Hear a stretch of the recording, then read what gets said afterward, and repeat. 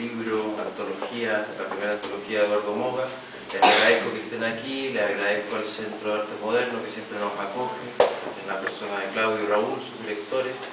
Le agradezco también a Jordi Doce, que no solamente presenta el libro, sino que también ha escrito su prólogo, y por supuesto a Eduardo, que además ha hecho el esfuerzo de venir desde Londres aquí para presentarlo.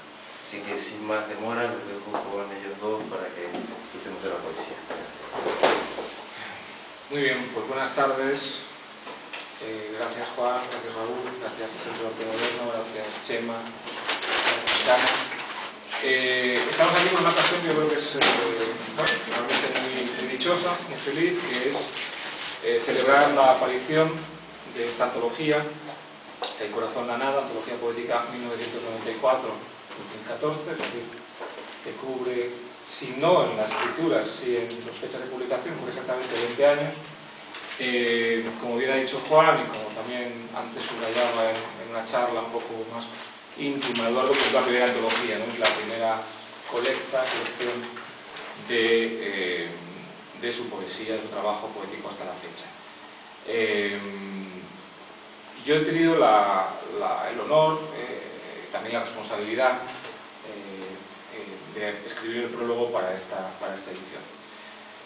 Mis capacidades de invención crítica son limitadas, y entonces al mes y pico de haber escrito el prólogo, ponerme ahora también a preparar un texto, me parecía que además, bueno, podía resultar un poco pesado, y me parecía más interesante pues, establecer una charla, un diálogo con Eduardo, que presumiblemente discurrirá por los cauces que más o menos ha establecido su epílogo, ¿no? Porque el libro consta, pues evidentemente es una antología, yo creo que bastante amplia, aunque ahora hablaremos un poco también de los criterios que han regido la preparación, la confección de esta antología.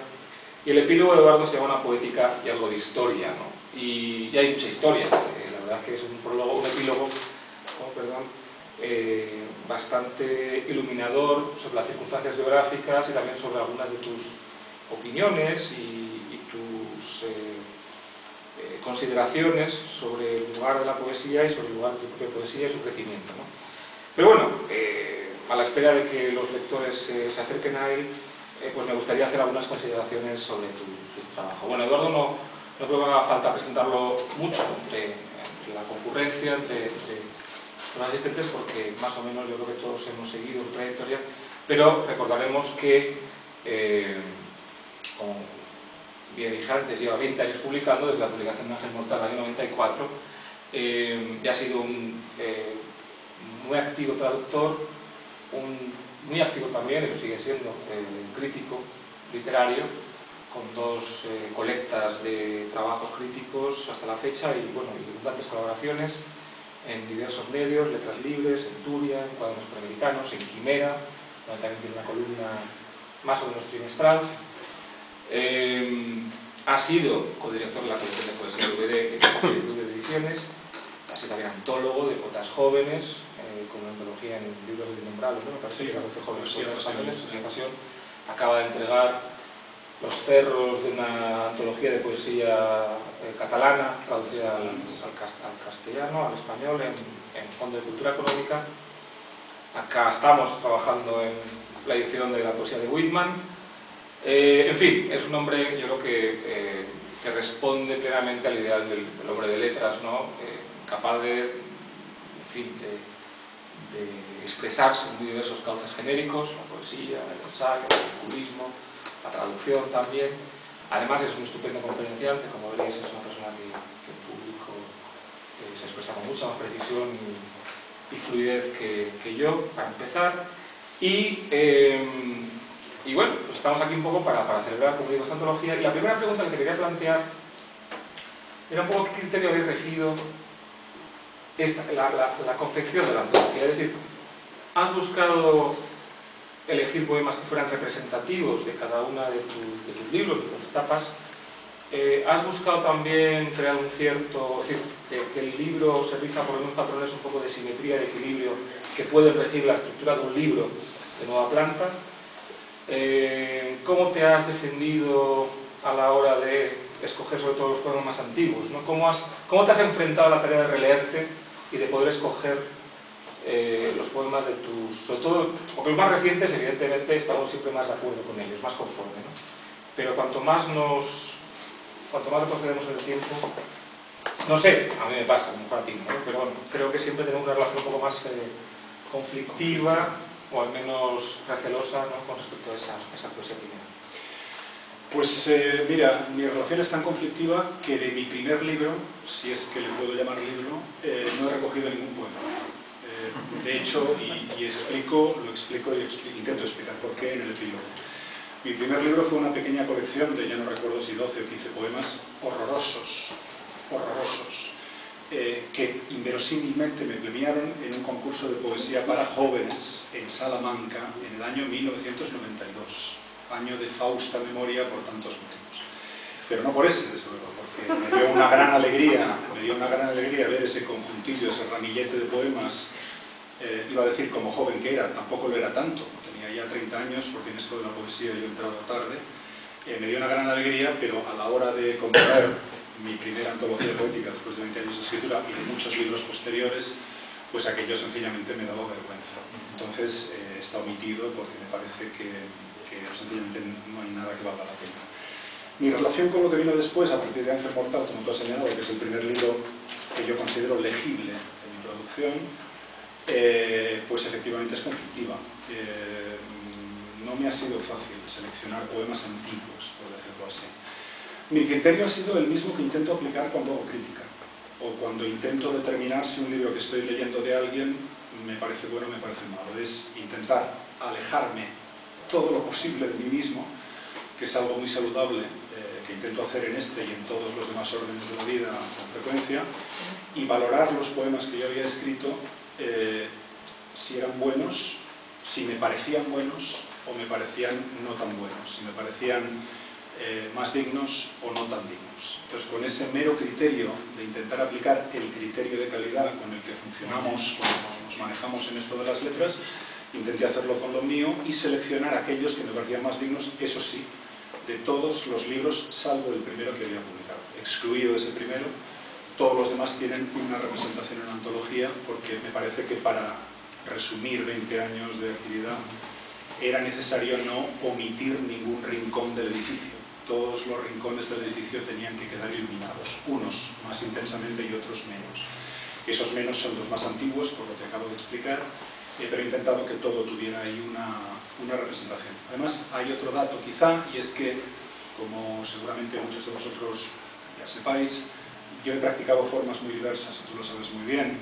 Me ha interesado siempre practicar formas muy diversas. Hombre, tengo preferencias y tengo inclinaciones. Me interesa mucho el poema en prosa, siempre y sobre todo últimamente.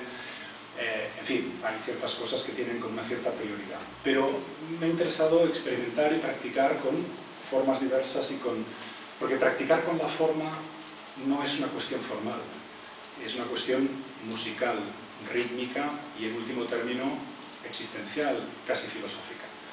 Como me ha interesado hacer eso, no quería sustraer al conocimiento del lector la forma que he tenido de escribir sonetos, escribir haikus, escribir sextinas, escribir décimas, escribir hexadecasílabos romanceados o escribir poemas en prosa o poemas en verso libre. Por lo tanto, el criterio fundamental, excluyendo ese primer libro, intentar que fueran poemas por lo menos dignos de todos mis libros y de todas mis formas. Y no he tenido demasiado en cuenta la idea que tú sugerías en la pregunta de organizarlo orgánicamente como si fuera un nuevo libro. La verdad es que eso no me ha preocupado demasiado. Yo lo que quería era dar una muestra, era como abrir la baraja o abrir el abanico y dar una muestra de todos esos aspectos diferentes de mi escritura. Sí, lo comentaba porque hace poco me mandó Vicente a ver un libro que es en todos los efectos una antología de su obra, pero que él ha organizado como si fuera un libro de nueva planta, ¿no? Y entonces los poemas los ha organizado de manera... Bueno, no ha atendido a un criterio cronológico, tampoco a un criterio de organización en libros, y bueno, en su caso sí que había claramente un deseo de ofrecer una nueva lectura. Bueno, te has adelantado un poco una pregunta que también tenía aquí con respecto a las formas, pero antes de eso quería preguntarte en el sentido de la tentación de la reescritura, más allá de, bueno, corregir alguna errata o alguna cosa en la puntuación. Aquí. En este libro. No, yo corrijo infinitamente cuando estoy pariendo el libro. Yo siempre digo que no escribo poemas, sino que escribo libros. Tengo un concepto orgánico del proyecto que quiero desarrollar y me aplico a él orgánicamente. En esa aplicación corrijo mucho, corrijo interminablemente, y contra lo que pueda parecer soy lento produciendo, porque esa corrección me requiere mucho tiempo y le doy vueltas, infinitas vueltas. Pero una vez el libro está publicado, nunca corrijo prácticamente nada, y sin el prácticamente, porque me parece que este es un debate largo y cada maestrillo tiene su librillo y cada poeta tiene su forma de trabajar, evidentemente como tiene que ser. Pero es que me parece que aunque yo pueda percibir que el poema ha sido superado por mí mismo, es decir, aunque pueda pensar que se ha quedado un poco atrás, que ya no me identifico tanto con él, que este verso está mal, que esta metáfora es excesiva, que este adjetivo es innecesario, que esta coma está mal puesta, aunque yo pueda ir percibiendo esto, no sé lo que os pasa a vosotros cuando andáis por ahí escribiendo, pero a mí me pasa, me da la sensación de que es como una especie de traición al poema, y sobre todo de traición al yo que yo era cuando lo escribí. Entonces no me planteo corregir nada y por esa especie de respeto a lo hecho de acuerdo con unas pautas y en unas circunstancias concretas. Y sobre todo porque también pienso que si toco el adjetivo, la coma, el sustantivo, el verso o la metáfora, tendría que corregir otras cosas del poema, es decir, que modificar algo del poema implica dejar afectado al resto del poema por esa modificación. Y esa modificación me llevaría a otra modificación y esa a su vez a otra, y sería como una especie de pequeña grieta que se iría multiplicando y crearía una gigantesca fisura que amenazaría con hundir el edificio del poema. Por lo tanto, casi por una cuestión de preservación de la salud propia y del poema, no solo del poema, sino también propia, prefiero no tocar nada, para bien o para mal. Reconozco lo que a lo mejor ya no me gusta tanto de ese poema, pero prefiero no tocarlo por respeto a quien fui, por respeto a lo que es el poema y sobre todo porque eso genera desencadena una sucesión de posibilidades de corrección que me superan. Por lo tanto, ahí se queda. Por otra parte, yo no me releo demasiado. Es decir, esto evidentemente tuve que releerlo para hacerlo, pero no vuelvo a mis libros. Me parece, con perdón de la expresión, me parece onanista. Entonces, el onanismo es algo estupendo, yo soy un gran defensor del onanismo, pero no poéticamente. Y yo siempre tengo la sensación de que releerme o memorizarme, etcétera, de nuevo, cada poeta hace de su capa un sayo y no tengo ninguna crítica para nadie, evidentemente. Pero en mi caso, yo tengo una percepción como onanista, es decir, bueno, eso ya lo he hecho, eso está ahí, bueno, pues sigamos, ¿no? La lectura de este poema para quien quiera hacerlo y para quien se atreva con eso. ¿Cómo ves un poco la evolución entre esos primeros libros donde yo creo que el impulso formal, bien es verdad que luego, bueno, pues has hecho libros o conjuntos, también hablaremos un poco de los principios estructurales de cada libro, ¿no? Pero, porque has escrito libros de décimas, has escrito un libro de haikus, has escrito también sonetos, es decir, has practicado mucho formas cerradas, también formas muy abiertas, pero ¿cómo ves tú, cómo te explicas a ti mismo esa evolución entre los primeros libros, donde están muy blindados formalmente, métricamente, donde se utiliza mucho el alejandrino, donde incluso uno de los conjuntos son hemistípicos con octosílabos, ¿no? Es decir, que me parece casi es un principio formal muy curioso, y era más en el libro donde, digamos, la materia verbal está muy trabajada desde el irracionalismo y desde cierto expresionismo, hacia los últimos libros, donde el verso, las partes en verso están un poquito más sueltas, más desflecadas, incluso más deshiladas, ¿no? Y luego hay una presencia pues, muy notable de la prosa, ¿no? Del poema en prosa y también ya de un poema en prosa que está bordeando pues, la anotación de diario, o incluso, en fin, pues, la invectiva, el panfleto, en fin, hay muchos temas que están actuando en el poema en prosa, ¿no? ¿Cómo ves tú, cómo te explicas a ti mismo, y también para los demás, un poco esa evolución? ¿Ha sido una evolución consciente, buscada? ¿Te has sentido cada vez más incómodo con ese tipo de escritura primera? No sé. Bueno, me alegra que me hagas esta pregunta. El metro, el pie métrico, la rima en su caso, la escansión en general, las formas cerradas, son una muleta. son una apoyatura. Cuando uno empieza, aunque mi primer libro, reconocido como tal, Ángel Montal, es de verso absolutamente libre, a partir de ahí empieza un cultivo de las formas clausas, ¿no? La expresión, un profesor mío de filología preciosa, ¿no? La forma clausa, pero porque eso me daba una apoyatura, eso me daba un asa, eso me daba algo sólido sobre lo que pisar para ir construyendo la materia poética. Y también tenía un sentido terapéutico. Yo tengo, y esto quizá algunos de vosotros me lo habréis oído decir en otras ocasiones, tengo una malsana tendencia a derramarme. Todos tenemos dificultades congénitas. La del poeta, que es muy breve, pues a lo mejor superar quizá esa brevedad, ¿no? Esa excesiva contención, ¿no? En mi caso es lo contrario. Yo tengo una tendencia que es peligrosa, que hay que intentar domeñar al derramamiento y a la torrencialidad. Por lo tanto, esas formas cerradas me daban más seguridad, porque suponían un apoyo, algo a lo que agarrarse, y a su vez me constreñían. Y eso yo pensaba que era útil. Digamos que con el paso del tiempo, pues quizá uno se siente un poco más seguro de sus capacidades y decide prescindir paulatinamente de esas apoyaturas externas. Que en realidad son apoyaturas internas al poema, desde luego, en fin, ese sería otro debate, ¿no? Esas apoyaturas psicológicamente externas para mí, vamos a decirlo así. Uno decide prescindir de eso paulatinamente y se aventura en un terreno como el del poema en prosa, el verso libre también, pero yo lo percibo más en el poema en prosa, que te obliga a encontrar un ritmo interno, que no te da una bota hecha para que metas el pie del poema, sino que te obliga a encontrar un ritmo por la sintaxis que destila, por la sintaxis que exige. Y eso es un desafío, que a mí siempre me han gustado los desafíos. De hecho, intento plantear cada nuevo libro como un nuevo reto o como una nueva forma de empezar a escribir.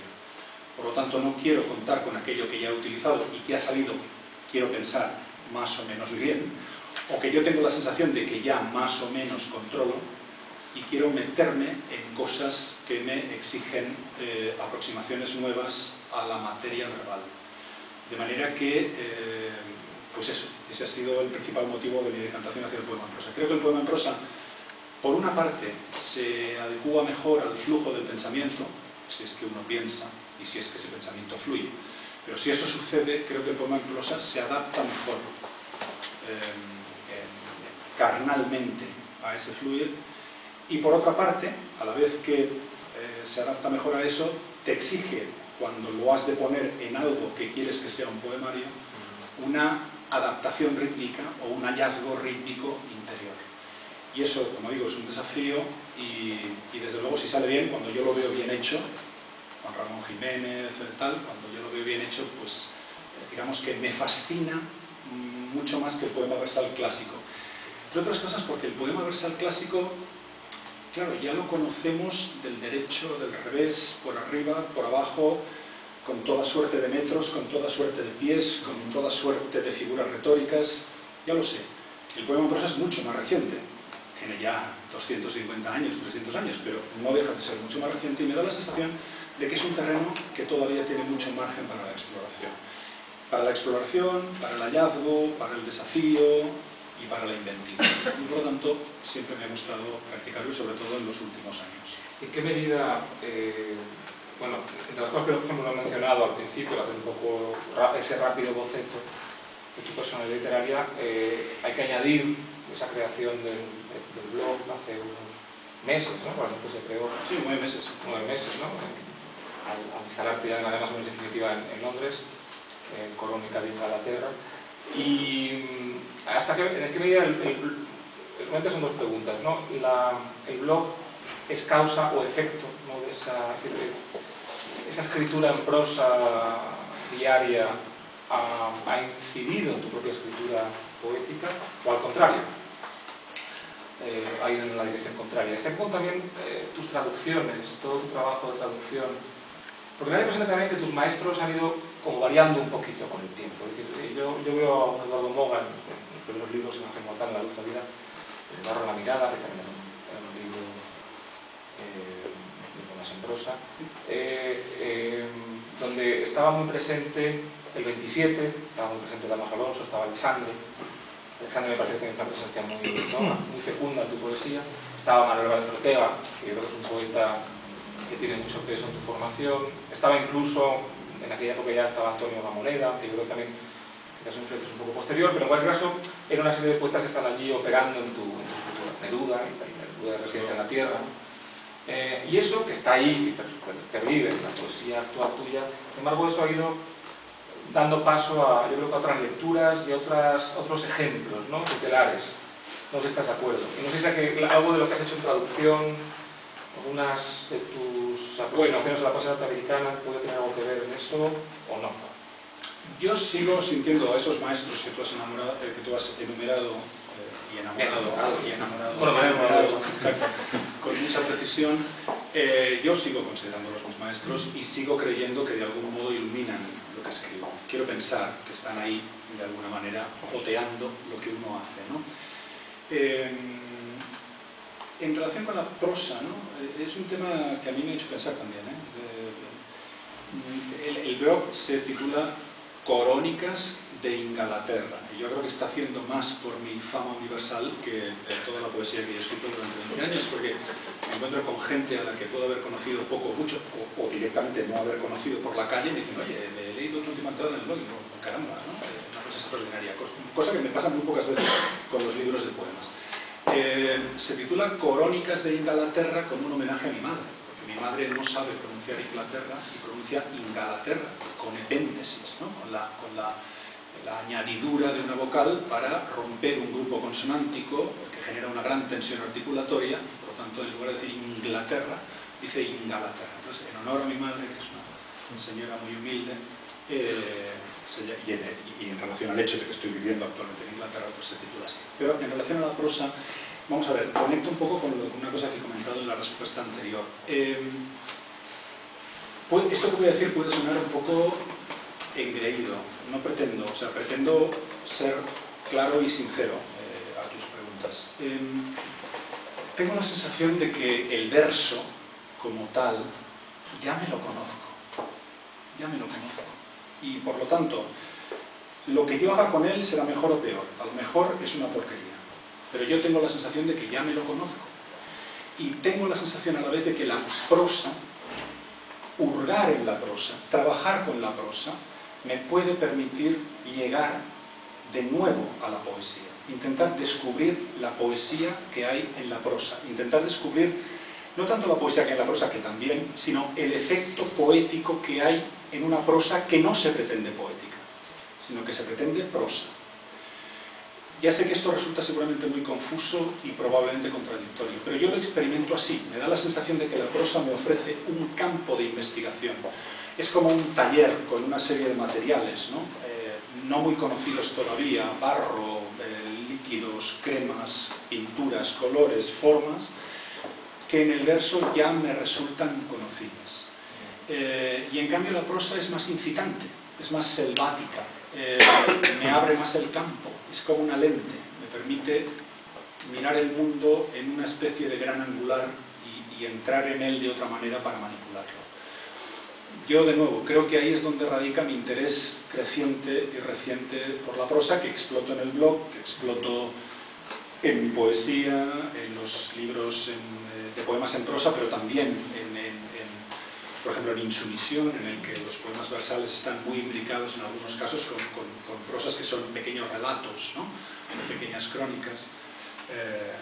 Y en eso, sí. Uno de los principios, yo creo que fundamentales, el principio que origina y que impulsa el pensamiento en tu poesía es el oxímoron, ¿no?, es el principio de contradicción, es algo que se llama en el prólogo, donde realmente, bueno, se ve incluso en los propios títulos de los libros, ¿no?, Ángel Mortal, El corazón de nada, La luz oída, que no es contradicción, es sinestésico, ¿no? Pero en cualquier caso, ese principio de contradicción está constantemente en muchísimos de los sintagmas que van, en fin, sobre todo en los libros iniciales, donde la imaginería, digamos, es más rica, y eso de alguna manera hace como de palanca que, como digo, pone en marcha el motor del poema y del pensamiento poético, ¿no? Eso en los libros recientes pervive, pero lo que yo veo en los libros recientes, por un lado veo esa dialéctica entre verso y prosa, veo, por ejemplo, en el conjunto Índices, ¿no?, la dialéctica entre digamos, el monólogo, el soliloquio, es decir, el conversar con uno mismo, y trufar ese soliloquio, ponerlo en combate con ráfagas del lenguaje mediático, de citas, ¿no?, ese tipo de contraste. De nuevo, imagino que es algo buscado, no sé hasta qué punto eras consciente en su origen de ese principio de contradicción, no sé hasta qué punto es un principio estructural en estos últimos libros buscado, o si es algo que se ha ido dando de manera natural a la hora de hacer los libros últimos, tanto hasta los libros días como su misión. Desde luego, empiezo por la parte final de la pregunta, se ha dado de forma absolutamente natural. Yo no puedo pensar en ningún rasgo de mi escritura que obedezca, salvo el uso de formas, del que ya hemos hablado, pero en lo que es el contenido del poema y en la piel del poema, en el tejido final del poema, no puedo pensar en ningún rasgo de mi escritura que sea deliberado o que sea a priorístico. Yo decido que esto ha de ser así y por lo tanto lo escribo de este modo. Por lo tanto, esa cuestión paradójica, ese cultivo del oxímoron, tampoco lo es. Otras veces he hablado de esto y es posible que alguno de vosotros me lo hayáis oído decir. El oxímoron es, yo siento que es la figura retórica que está más cerca de lo que me gustaría conseguir con mi poesía, que es, y lo que desde luego intento conseguir cuando la escribo para mí mismo, antes de que llegue a ningún lector, o cuando llega a su primer lector, que soy yo, que es crear la ficción, pero una ficción que uno siente como muy real y muy viva, crear la ficción de que las contradicciones del mundo, de que las imposibilidades del mundo, de que las heridas del mundo, y la herida es algo que está separado y abierto, se cierran, se suturan, se reconcilian. Uno siente que está aquí, no quiero ponerme ni grandilocuente ni falsamente profundo, pero yo tengo la sensación de que estoy aquí, no sé muy bien por qué, y tengo la sensación de que estoy aquí como consecuencia de algún tipo de ruptura, de algún tipo de escisión. Y uno intenta reducir esa fractura, reducir esa ruptura mediante artificios. Mediante artificios. La poesía es un artificio verbal. Esto que hacemos son artefactos verbales. Mediante eso y mediante alguna de los útiles, del utillaje que esa arte te proporciona, figuras retóricas, etc., pues intentas crearte la ficción de que esa ruptura ha dejado de existir, de que esa escisión ha sido reconciliada. Y por lo tanto el oxímoron me da esa sensación, me engaña. El oxímoron es un engaño, pero a la vez un engaño que yo siento fértil y que a lo mejor también lo es para los lectores. Por lo tanto, no es algo deliberado, pero sí es algo que tiene que ver con esta sensación de ruptura que yo no puedo dejar de tener, por más que lo intento. Sería menos cansado vivir sin ella, pero está ahí y entonces tienes que trabajarla y bregarte con ella, con estas cosas. Y ahí está el oxímoron en concreto, ¿no? Claro que la paradoja, por otra parte, se me ocurre añadir que la paradoja suele ser uno de los principios vectores de la escritura aforística, ¿no? Y entonces da la impresión de que en tu escritura puede ser una fuerza que controle de alguna manera esa tendencia a la torrencialidad, es decir, que esa tendencia a una escritura caudalosa es refrenada de alguna manera por ese principio paradójico que hace que muchas veces algunos versos tuyos, ¿no?, y pasajes tengan esa calidad un poco sentenciosa, claro, y aforística, ¿no?, que puede... Claro, es que de hecho tienes mucha razón en esto que dices, no solo el aforismo, también la metáfora, es el elemento expresivo fundamental. Claro, si uno tuviera que expresar lo que dice una metáfora o lo que dice una antítesis discursivamente, la cosa se prolongaría de forma casi interminable, sobre todo cuando uno está poseído por la pasión de escribir como se dio. De manera que, claro, la metáfora y el oxímoron y la paradoja y tal, lo que hacen es reunir, sintetizar, hacer confluir. Y todo eso nos ahorra a todos un montón de tiempo. A todos un montón de tiempo. Hay un momento en tu epílogo en el que hablas de que tú... en Insumisión, en el que confías que tú ya no escribes poemas, tú ya escribes libros. Es decir, que el principio estructural, el principio de organización de un conjunto textual para ti es muy importante, ¿no? No sé si siempre ha sido así, o si ha sido también, como digo, fruto de una evolución, pero yo quisiera ir al taller. Yo quisiera ir al taller de Eduardo Moga, yo quisiera ver al día a día, ¿no?, de cómo realmente se crece, primero, cómo se genera un poema y cómo crece el libro. Es decir, si escribes ya desde el principio con la idea del libro, con el horizonte del libro, o el horizonte del libro va apareciendo conforme de alguna manera vas escribiendo y vas bueno, pues añadiendo líneas y páginas, ¿no? No sé si... o es un diálogo entre esas dos... Es lo que te iba a decir, es una mezcla de ambas fuerzas o de ambas tendencias. Yo siempre me planteo, como he dicho al principio, los libros como un proyecto conjunto, como un proyecto orgánico total, porque me parece que esa organicidad, esto que voy a decir no quiero que suene pedante, les da un plus de inteligencia. Concebir un libro como un proyecto global creo que les da un elemento de inteligencia, si es que hay alguna, poética o literaria superior. Y por lo tanto ordeno la creación concreta de los poemas dentro de ese marco. Ahora bien, no es un marco que yo tenga cerrado, clauso, absolutamente al principio. Sería tremendo que lo tuviera, daría hasta miedo, ¿no? Es una cosa que tú tienes de algún modo perfilada, orientativamente, en fin, flexiblemente. Y a partir de ahí tú generas ese proyecto, pero a su vez el proyecto te va generando a ti. Es decir, tú te acercas a ese horizonte que te has puesto, pero a su vez el horizonte se aleja, o se desvía, o se acerca. Y modifica tu perspectiva y tu forma de mirar. Es decir, ahí hay un diálogo entre lo que uno planea hacer, piensa hacer, y lo que luego eso que empieza a hacer y que está haciendo le habla a uno y le modifica a uno y lo planea a uno. Yo soy planeado por el poema también, a la vez que yo lo he planeado previamente. Y en ese juego intento llegar a esa idea inicial que me ha movido a escribir. Bueno, para ir cerrando un poco la charla, a la espera de que también alguien quiera sumarse y hacer alguna pregunta, antes también de que tú leas algunos poemas, que también para eso hemos venido, para escucharte, ¿no? Comentas en el epílogo que bueno, que llegaste tarde, no, llegaste un poco tarde a la poesía, al menos a la publicación de poesía y de alguna manera también a la escritura, ¿no? ¿En qué medida eso te ha beneficiado o te ha perjudicado? No digo en términos de recepción, no en términos sociológicos, porque eso ya sabemos que vivimos en un tiempo en el que ya se valora cada vez más, ¿no?, la precocidad en poesía, sino en tu forma de relacionarte con ella y en los resultados, al menos desde tu punto de vista, ¿no? ¿En qué te ha podido beneficiar, en qué te ha podido perjudicar? Pues mira, no lo sé. Para esta pregunta no tengo una respuesta demasiado clara. La parte que tú has dejado fuera, para esa sí tengo una respuesta clara. Empezar tarde me ha perjudicado. Yo tengo la sensación de que, para empezar, con el grupo de poetas en castellano en Barcelona, yo llegué tarde. Eran gente que llevaba trabajando en muchos sentidos, haciendo cosas ya allí desde los años finales de los 70 prácticamente, y yo ahí pues no encajé. O encajé poco o encajé mal. Y no solo en Barcelona, sino en general, ¿no? Pero bueno, como en esa parte no, es verdad que no vamos, tampoco tiene mayor interés una cosa tal. En cuanto a mi relación con la poesía o mi forma de hacerla, la verdad es que no lo sé. Yo no sé cómo me habría sentido de haber empezado a escribir versos a los 15 años, 18 años, 22 años.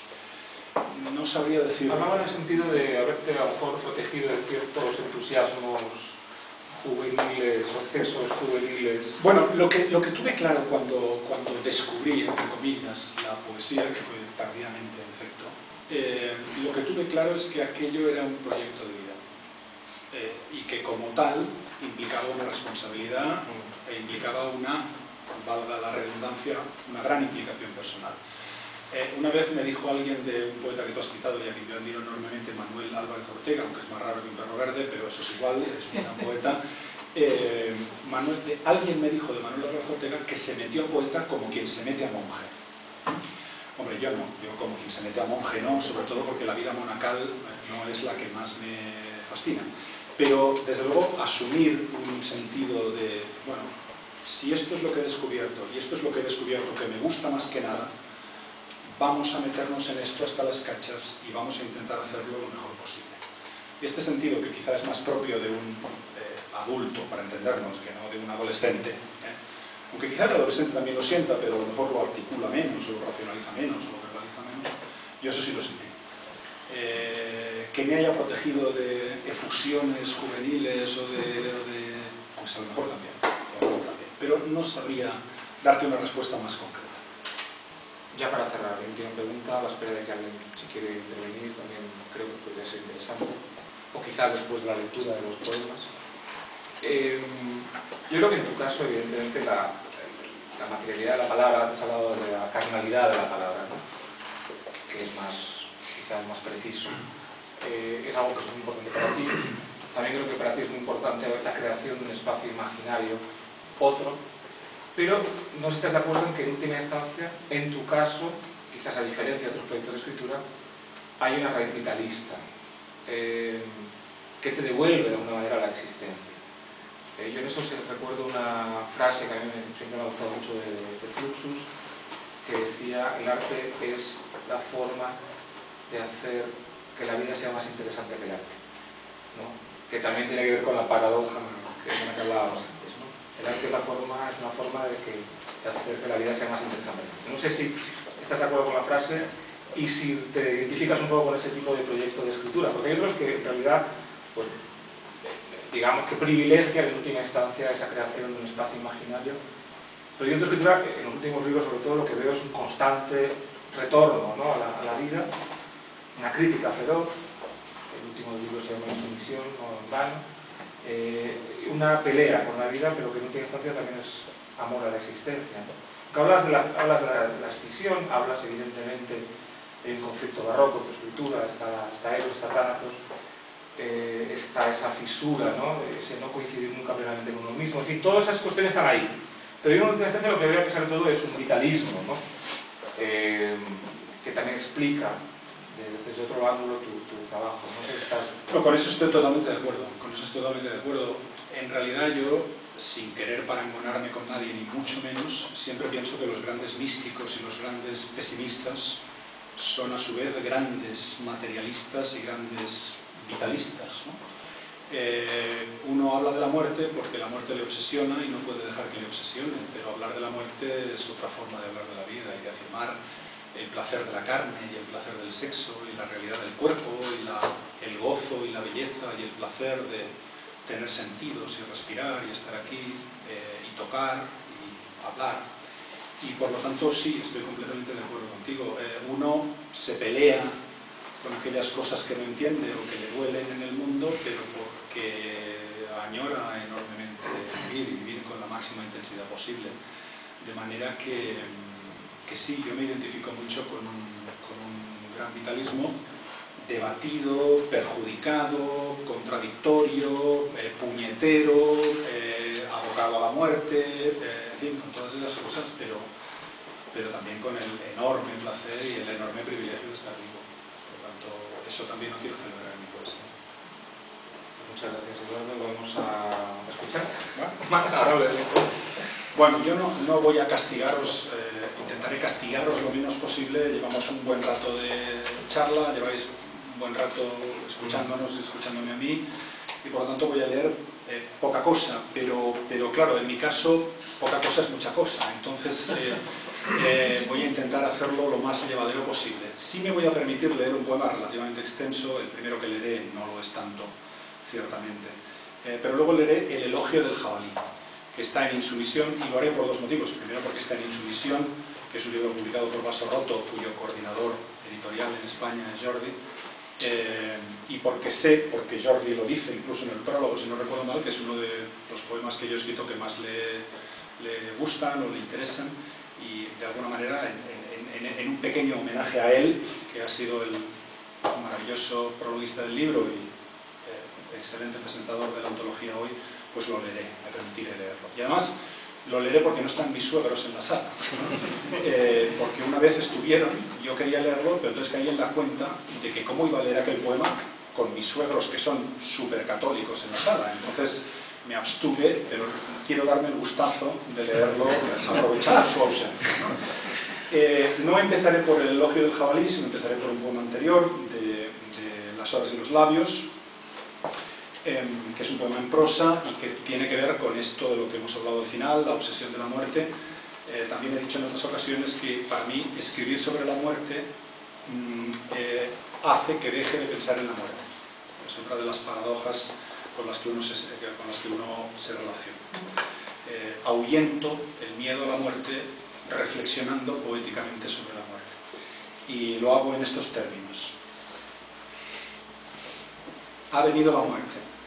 Era una furgoneta o un gorrión.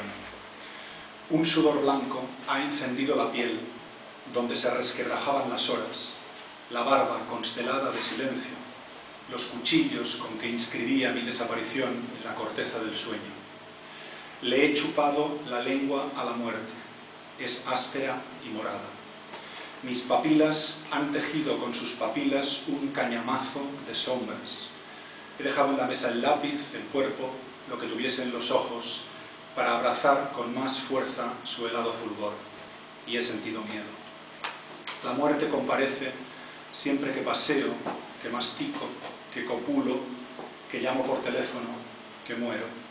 La muerte tiene 38 años y las manos con que hago la cama, con que me lavo los dientes, con que doy cuerda al reloj, con que ordeno mis libros, con que escribo en este instante las palabras del poema. La muerte me respira cuando hurgo en las ingles tibias y anochecidas. La muerte habla el idioma de las células y los planetas.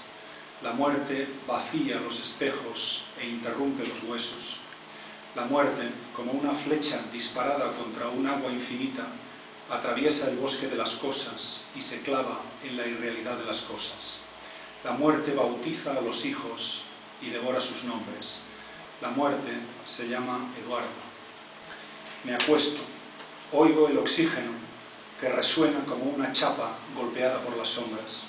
La respiración habla como la piel y ocupa el espacio en que me desvanezco. El corazón habla también y respira, flor encarcelada, con apenas esa pausa de silencio que sutura el redoble interminable, la sepultura interminable. Lo sé ahí, en la cripta de la carne, bajo la techumbre ósea, alimentando este extravío, el letargo que nos mueve, el gélido adentrarse en la noche del tiempo.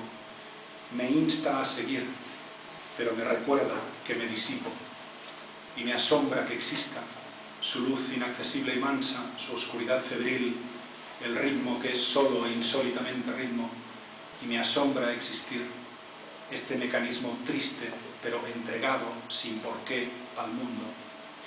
Nacen de pronto los muertos, en la mesa del restaurante, en el escarabajo que se esconde entre las raíces de un árbol, en el perro que defeca junto a una tapia casi vencida en el cielo, y me miran como si quisieran conducirme al fuego exhausto en el que reposo.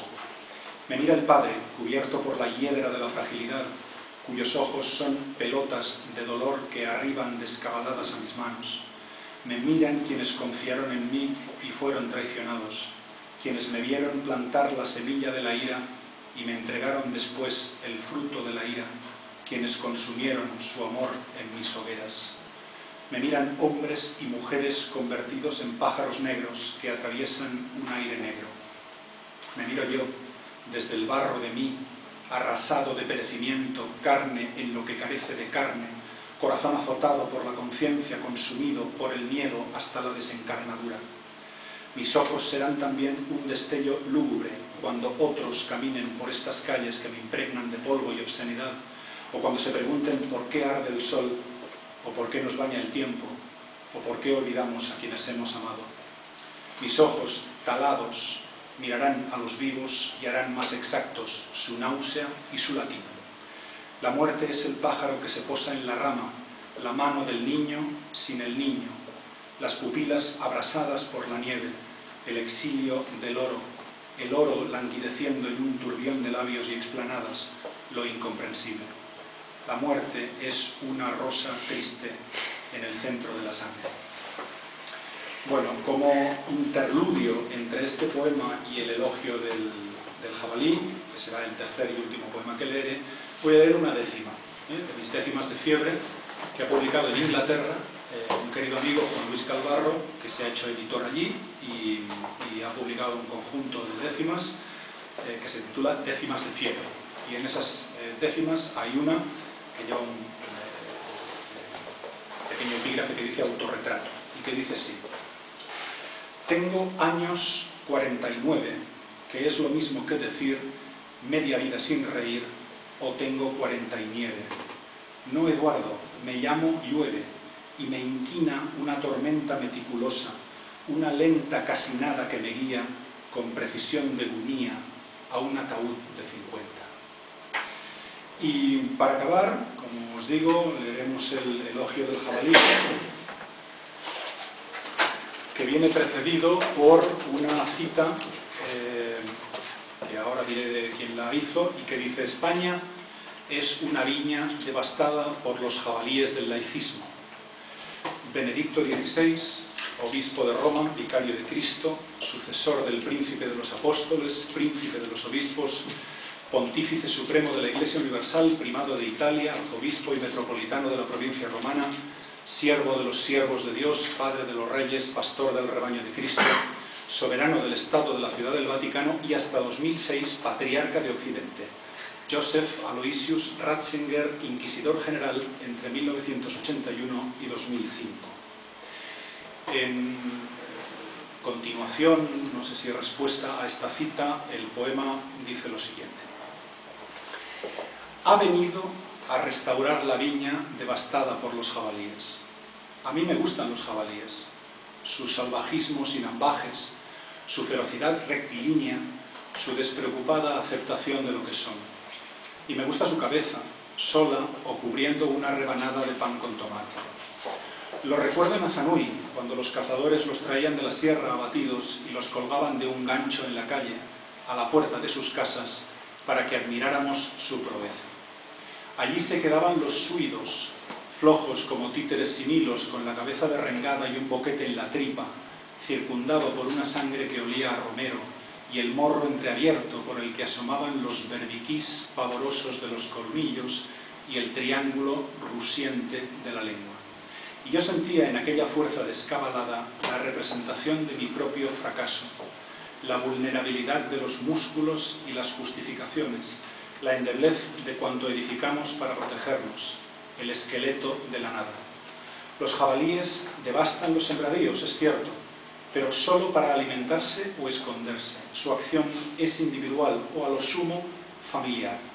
Lo cultivado, en cambio, exige el sacrificio de muchos, no siempre partícipes de su provecho, y se alimenta de mierda y estraga la tierra que lo amamanta. La voracidad del jabalí no es superior a la de la viña. Aquel come para sobrevivir en una tarea exigua y singular. Esta esquilma el suelo, consume recursos y esperanzas e irroga a la naturaleza los perjuicios de la explotación intensiva y a los hombres los de la propiedad privada. El jabalí es lo entero, lo beato, lo axiomático. El jabalí se comporta como un cerdo porque es un cerdo. No lo disimula, a diferencia de la viña, que procura una devastación más sutil, la que se camufla en arquitectura, la que justifica una ebriedad metafísica. La viña es lo alquímico, el artefacto, lo dual, lo que desmineraliza lo real, la solidificación de una entelequia, el bálsamo de la borrachera. Los jabalíes consumen lo que ven, vides, batracios, planetas, y lo hacen hincando el marfil negro de sus incisivos en la carne del aquí, en la evidencia de los pámpanos que cuelgan o del sufrimiento que nos ahoga, de la tierra que se traga a los cadáveres y la lluvia, o de la ausencia que se traga a los hombres. Las viñas crean el fantasma del orden, el alivio sonámbulo de que haya fruta o vino, la ceguera deliberada de que las estrellas envejecen y los afanes son insignificantes y lo eterno provisional. No hay jabalíes ensoberbecidos por la humildad, ni partidarios de una eternidad insoportable. Rechaza otro existir tras consumida mi ración de este guiso indigerible. Otra vez no, una vez ya es demasiado, escribió felizmente Fonollosa. Ni catecúmenos de laboriosos vistagogos. Sus misterios son los de la viña, los de la vida. El lenguaje de los jabalíes es un lenguaje cazcarriento, engualdrapado de pelo, sin otro propósito que el de ser jabalí. con la debilidad propia de su vigor irracional, con la tragedia de tener 4 patas y una muerte, con el dolor de las pezuñas cuando huye y el placer del falo cuando se aparea, es decir, cuando se asegura de que haya más devastadores de viñas, menos códigos sembrados, menos refutaciones de que el hambre es solo necesidad de energía y el corazón un músculo momentáneo y la trascendencia una invención del miedo, y de que el infinito existe y se llama jabalí. El jabalí no se compadece, actúa según lo que perciba con toda su irrelevancia y su grandeza, con su plenitud y su animalidad. El jabalí no atribuye significados morales a los hechos de la naturaleza, ni por lo tanto cercena la vastedad de lo posible con la chirla de sus limitaciones. El jabalí no establece metáforas maniqueas, ni se pronuncia contra otros hijos de la creación, ni otorga carácter objetivo a la presencia de un mal que solo existe en su conciencia. El jabalí no banaliza el amor generalizándolo industrialmente. El jabalí es paciente, no tiene envidia, no presume ni se engríe, no lleva cuentas del mal porque no conoce el mal, porque el mal no le ha sido impuesto. El jabalí no se alegra de la injusticia, sino que goza con la verdad de su ser devastador, de la viña devastada, de su saludable devastación. Y no tiene miedo, reacciona pronto al combate o a la huida sin considerar la humillación del premio ni la desproporción del castigo, sin reconocer siquiera la infamante existencia de un juez. El jabalí no reprende, no adoctrina, no episcopa, porque el tiempo es esa viña que devora, el presente de esa viña mortal que enciende de vida sus entrañas. El jabalí no se engaña, ni obedece, ni se transustancia, solo mastica los granos de uva con la certeza de que ese alimento es su presente y su eternidad. El jabalí no ha sido domesticado, ni conoce la afrentosa logomaquia de la enología, ni bebe de otro cáliz que el cáliz de su pecho ancho y su falo incisivo y su irreprochable fragilidad. El jabalí, a diferencia de la viña, depende de sí, de la astucia con que sobrepuje al viticultor, sin su salmodia agropecuaria. La viña, en cambio, late con una armonía impostada, la del designio, el mismo que impele a los teólogos y a los chamarileros. Es reconfortante embutirse en la coraza del orden, inocularse razón, pero es la razón de los manicomios, adicta a las benzodiazepinas eucarísticas, como si la realidad fuera algo distinto de lo que podemos aprender, como si la locura necesitase de una exégesis que la atemperara, como si debiéramos aplaudir que en lugar de un roble o un volcán o nada, haya ingeniería o arcángeles o vida. Los jabalíes observan un comportamiento sociable que incluye relaciones intergeneracionales solidarias, como que los escuderos, los ejemplares jóvenes, acompañen a los macarenos, los más ancianos del grupo, para aprender de su experiencia a cambio de sus cuidados. Los jabalíes son afectuosos y abnegados con su prole, aman a las jabalinas con denuedo, hasta olvidarse de comer, entierran semillas y esponjan el suelo al alzarlo en busca de tubérculos o lombrices, favoreciendo que se humedezca y por lo tanto que germine. Ayudan a controlar las poblaciones de roedores, insectos y larvas perjudiciales y mueren con violencia y hasta con crueldad a manos de los cazadores, muchos de los cuales son católicos. Los jabalíes son moralmente superiores a los católicos, que abandonan a sus mayores en asilos pestilentes o en gasolineras de autopista, maltratan a sus hijos o sus mujeres y cometen adulterio o fornican con rameras o compañeras de trabajo. Los jabalíes no solo comen las uvas de las viñas, son omnívoros, más aún, son teófagos y en esto se equiparan a los católicos. Devoran todos los signos de la creación y con ellos al Creador mismo. Los jabalíes decoran con sus cabezas, esas que previamente nos han proporcionado la gloria de su embutido, los vestíbulos de los viticultores y nos miran desde su altura asesinada con el estupor glaseado de sus ojos de cristal y su lengua equilátera. ¿Por qué?, parecen preguntar. ¿Por qué cultiváis estas viñas obstinadas que no tenemos más remedio que devastar, que os enajenan recluyéndoos en la quimera de una vida perdurable, en el redil de la obediencia al Padre con su abominable amor, que os ha condenado a la enfermedad, a la vejez y a la muerte, envileciéndoos de simetría y de trabajo, llenándoos de esperanzas inverificables, confinándoos en las fronteras artificiales de la viña o en la viña sin huríes de ultratumba? Los jabalíes no se dejan sobornar, no esperan retribución por devastar la viña. Lo hacen porque han de hacerlo, porque no saben hacer otra cosa, porque es propio y encomiable y natural que un jabalí devaste las viñas, aunque no sepa que lo hace ni por qué. esa ignorancia también es el jabalí. Él morirá, la viña morirá, morirán también el viticultor y los nietos y los tataranietos del viticultor. Todo acabará muriendo en un aquelarre inconcebiblemente devastador de acontecimientos siderales, indiferentes a los jabalíes y a las viñas que hayan devastado, como la conclusión previsible de este transcurso sin otro sostén que la inestabilidad, sin otra certidumbre que el hombre y el hambre, que el fuego y la extinción. Coda. Durante siglos, la Iglesia ha sido el jabalí que devastaba la viña de la libertad de conciencia y el espíritu crítico. Aún hoy hinca todo lo que puede las pezuñas en el predio de la ciudadanía. De haber vivido entonces, habría compuesto un elogio de la viña. Gracias.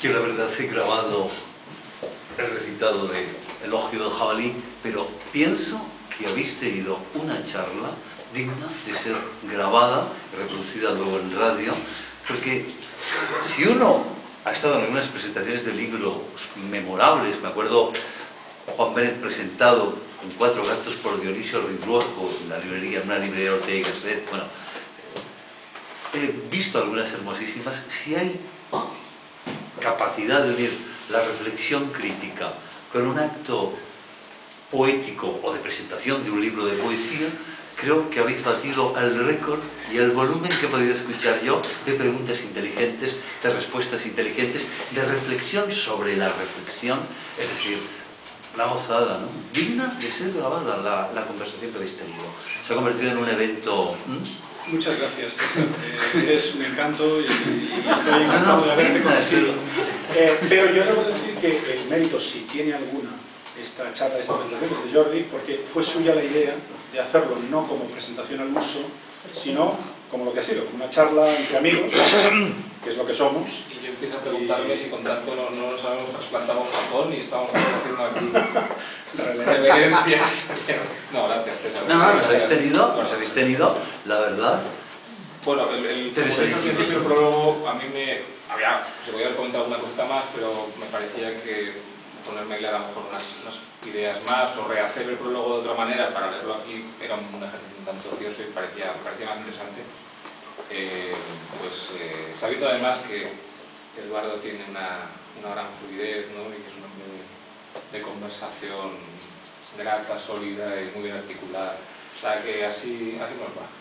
Yo antes de que nos levantemos para tomar el cóctel o lo que sea, o el vino o español y tal, y teniendo en cuenta que os conozco no todos, pero sí a una gran mayoría, yo os quería agradecer mucho que hayáis venido. Os lo quería agradecer de corazón, porque como he dicho, y como ha dicho Jordi, es la primera antología que publico. Publicar una antología parece como un, no sé si pequeño o grande, hito en la vida creativa de uno. Entonces, es más que un libro, es una porción de mi vida dedicada a esto. Y por lo tanto, que hayáis venido, que os hayáis tomado la molestia de venir y de escucharnos, pues para mí me alegra y me satisface y me enternece. De manera que, gracias a vosotros por haber venido. Tengo una pregunta que, como dijiste que llegaste tarde a la poesía, ¿qué fue que te llevó a la poesía? Es decir, ¿qué fue el detonante? ¿Si habías leído antes o solo te refieres de que empezaste a escribir? Lo explico en el epílogo, pero con mucho gusto te lo sintetizo muy brevemente para no prolongarnos más. Yo había leído algo de poesía y sobre todo recuerdo mi gran acceso a la poesía, que luego no tuvo continuidad, pero que está ahí en mi historia personal y mi trayectoria, que fue el Canto General de Pablo Neruda. Yo leí el Canto General de Pablo Neruda en una edición espantosa de Bruguera, el libro amigo, aquellos libros que tenían un gato en la portada y que en cuanto los abrías, cosa que espero que no suceda con este, cuando los abrías se descuajeringaba completamente el nombre. Pues en aquellos libros horrorosos, pero por otra parte beneméritos, porque incorporaban ediciones muy importantes y en algunos casos espléndidas, leí el Canto General, que es un monumento absoluto en la poesía occidental. Y me fascinó. Yo tenía 15 años quizá y me recuerdo en mi habitación sudando, que debía estarlo leyendo en verano, entonces supongo que el calor era tremendo. Allí, por supuesto, no había aire acondicionado, ni siquiera teníamos ventiladores, ¿no? Y entonces yo sudaba, quiero pensar que porque hacía calor, pero también quiero pensar que porque Pablo Neruda me inspiraba en parte esa excitación que naturalmente conduce a la transpiración, ¿no? De la excitación a la transpiración.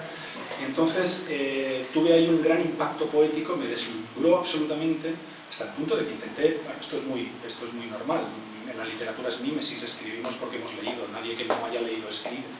Por lo tanto, inmediatamente intenté imitar aquello, excuso contaros lo que salió de mi pluma a los 15 años de haber leído el Canto Joven.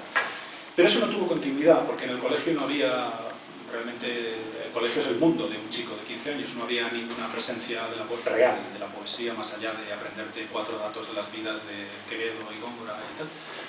No tuvo continuidad y entonces mi inquietud verbal se orientó hacia la prosa. Leí mucha novela, leí mucho relato, leí ensayo y tal y cual, pero abandoné la poesía pese a ese deslumbramiento total. Y después, cuando llegué a la Facultad de Filología, con 20 y muchos años, porque yo antes había estudiado Derecho, fui a la Facultad de Filología, y ahí descubrí a un profesor, del que, por cierto, hoy hemos hablado en el encuentro previo, y no demasiado bien, pero yo debo decir que fue un profesor que me influyó decisivamente en mi redescubrimiento de la poesía. Porque entonces sí que me vinculó con la poesía viva, no tanto de los autores de los que habló, que eran autores muertos hace mucho tiempo, sino de su continuidad estética. Y descubrí a la gran tríada de la poesía moderna en castellano, o por lo menos en españoles, ¿no? Miguel de Unamuno, Antonio Machado y Juan Ramón Jiménez. Y a partir de ahí yo fui construyendo un conocimiento de la poesía contemporánea en español, que pasó por Blas de Otero, que pasó por Gabriel Celaya, evidentemente, que pasó por el 27, tal, y de ahí a mi obra poética. Es decir, eso me permitió descubrir la poesía, y cuando se habla mal de la universidad, con muchos motivos, debo decir, por otra parte, no se suele decir que a veces hay gente, sin duda, muy valiosa, y que puede hacer lo que realmente han de hacer los maestros, que es mostrar una guía de lectura. Mostrar una guía de lectura. Un buen maestro, desde mi modesta opinión, es aquel que te da una buena guía de lectura. No, léete esto. Los conocimientos y las informaciones, tal, eso ya lo trabajaremos, ya vendrá luego. Pero de entrada, esto.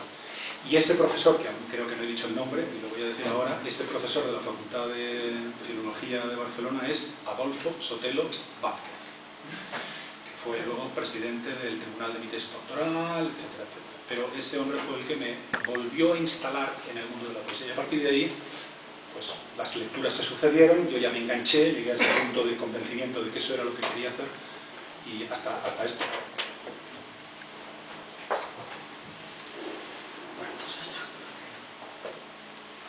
Pasamos al vino. Y realizamos la charla ya.